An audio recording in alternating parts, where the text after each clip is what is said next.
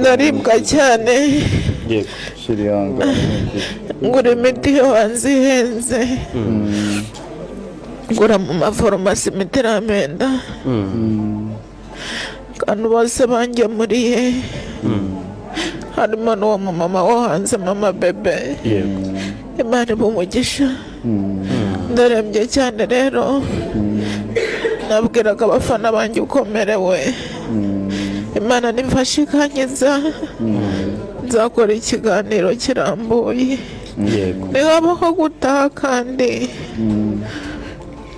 nabwo nta kibazo mfitanye n'Imana nta n'uwo dufitanye ikibazo kuko mfite uburibwe bwinshi ndokerwa mu bitugu no mu mutwe ubu neza igitambaro none ubundi gutega igitambaro kurambura amaso gutya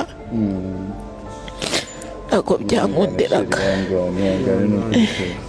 ntabwo byankundiraga ndarembye cyane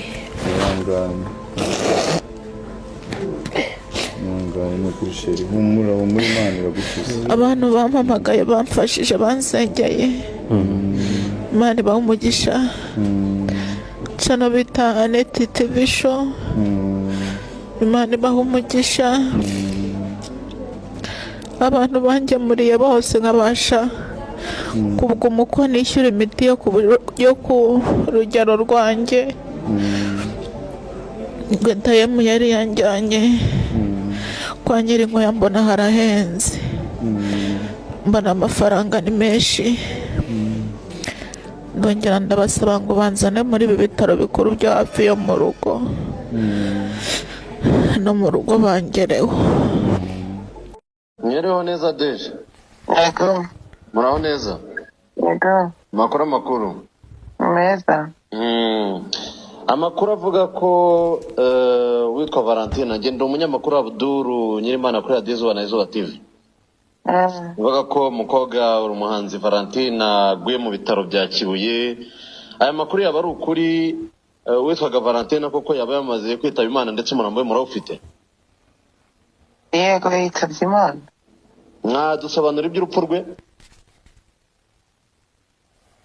amakuru nawe n'abaganga bamwakiriye kuri urgence yacu yahageze hafi saa 10 ari umuryango w'umuzanye kuko ibitaro bya Kibogora byamuhaye transfer tariki 23 ngo aze kunyura muri scanner ariko ntiyaza ahita ajya mu rugo yego uriya muryango we watubwiye ko mu gitondo babonye atameze neza bashaka uburyo bamuzana noneho kunyura muri scanner ariko batugeraho ayo masaha bamuzanye ntabwo ari ibitaro bya Kibogora byamuzanye abaganga bamwakiriye baje ko we yaje kunyura muri scanner ariko kuri urgence bamubonye babona atari umuntu wo kugera muri scanner ahubwo ari umuntu kwitagaho byose kuko yaje yanajije nyine ari afite ibimenyetso by'umuntu uri muri koma bagerageza kumuzanzahura byo twita resuscitation ariko biranga minota 30 adisida ko ibyo ari gukora ntacyo biri gutanga ko umuntu yarangije kuva mu mwuka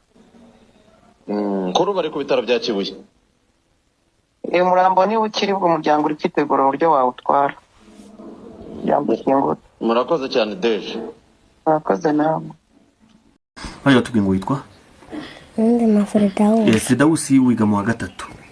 Ubu ugiye kujya mu wa kane. Ugiye kujya mu wa gatatu. Wewe wiga mu wa kabiri ugiye kujya mu wa gatatu. Ujye uwa kangahe? Ukambere nabaye wa gatanu ubu ngubu nabaye wa 9. Ubu se wumva nurangiza kwiga uzaba iki? Umva uzakora iki? Nzaba umusirikare. Ijambo ryanjye marambwiye ngo ndagukunda nagukundaga nawe ukankunda naho naberutse urakodesha imikenyero baramufotoza barakora serikire ubwo nyine ibintu biracyari birebire